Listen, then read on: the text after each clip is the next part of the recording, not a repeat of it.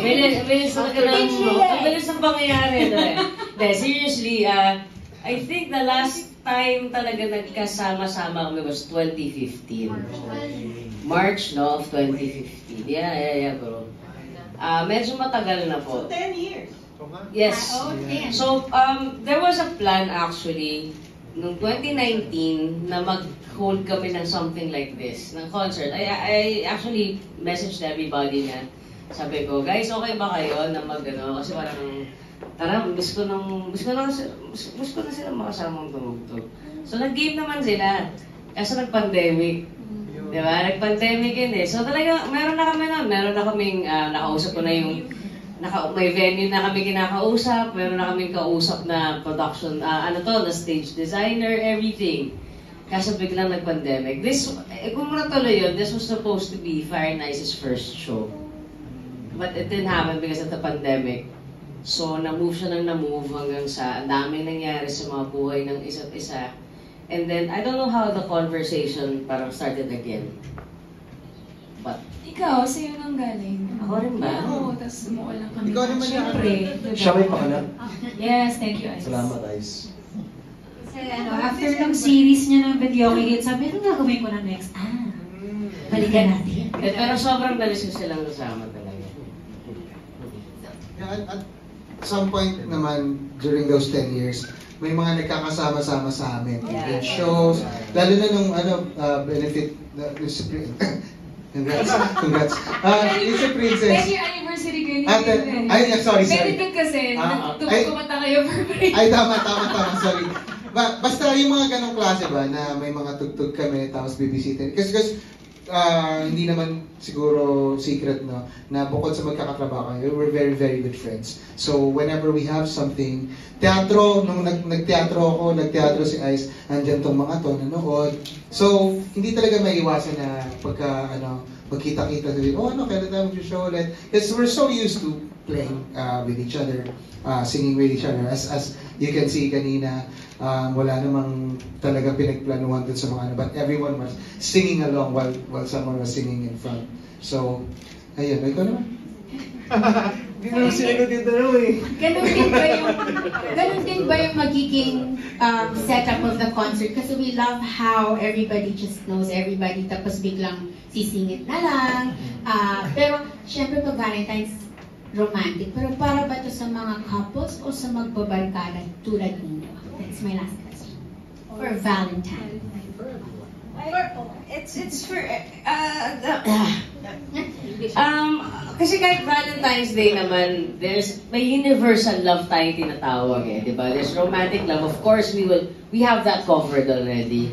But there are other kinds of love that we want to celebrate then during this show. And kaya nga, ang sarap din na magkakasama kami 7 kasi we're celebrating our friendship as well. That has, withstood the test of time. Withstood the test of time! Hindi, tagal na rin naman talaga. So, ang sarap lang na, alam mo, we're singing about love, we're singing about friendship, we're singing about all these amazing things. And there's nothing, alam mo, nothing feels better than singing it with your friends. Na nasa tono. Nasa tono. Grabe pagtulak mo, Juris. Sorry, Pahulog ako. Gusto ko lang sanang i-add to your question.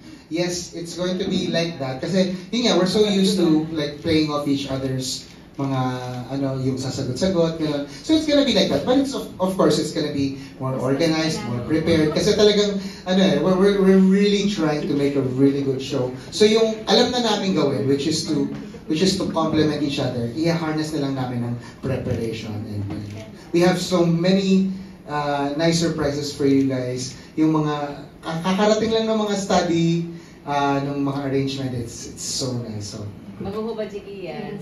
yan. Siya dad bod?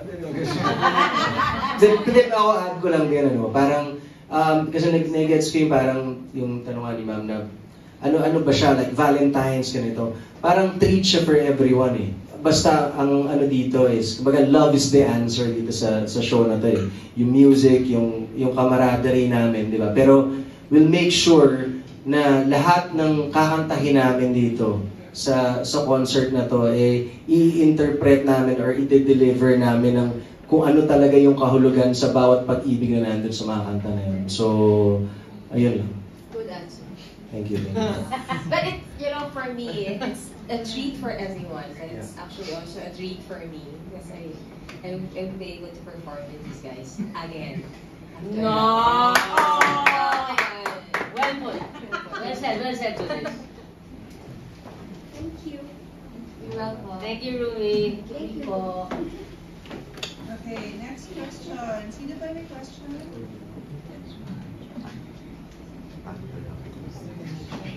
So, ano?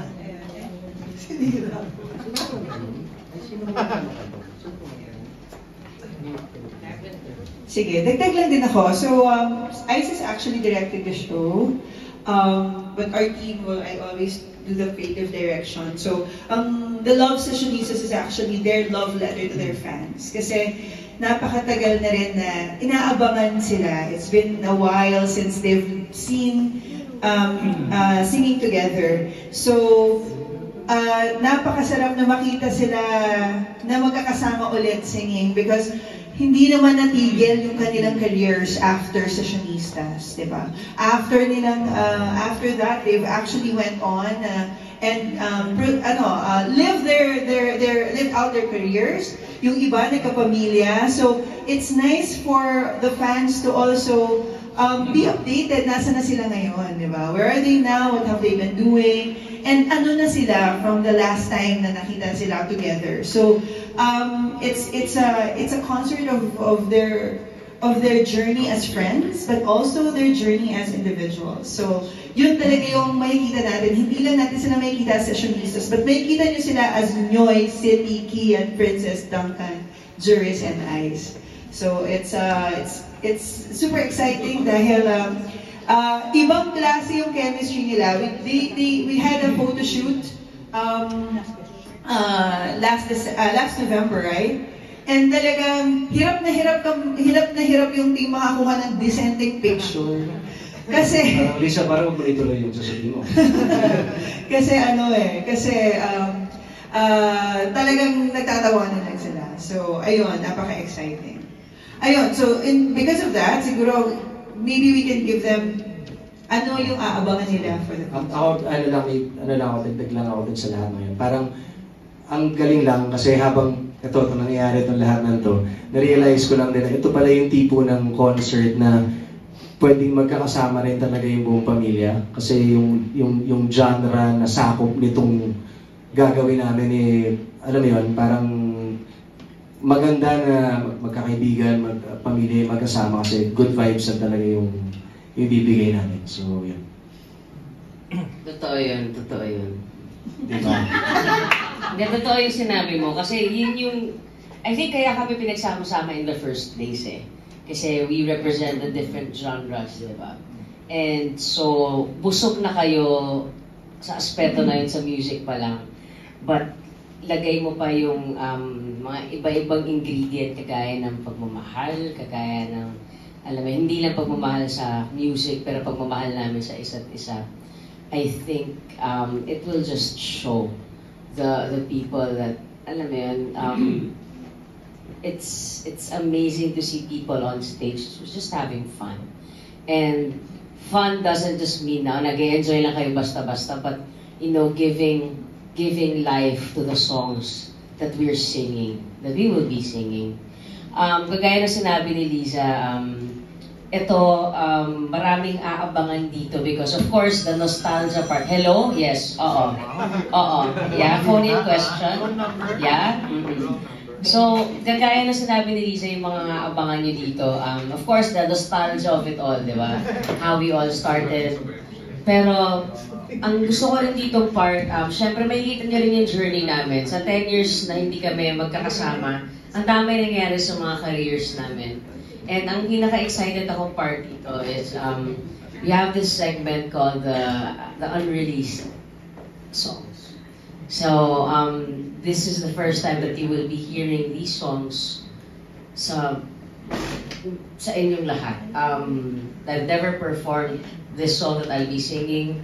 Marami sa amin dito hindi pa na-perform. So, excited din kami para marinig ninyo kung sino kami ngayon 10 years after nung huli kami magkakasama. Yeah. So,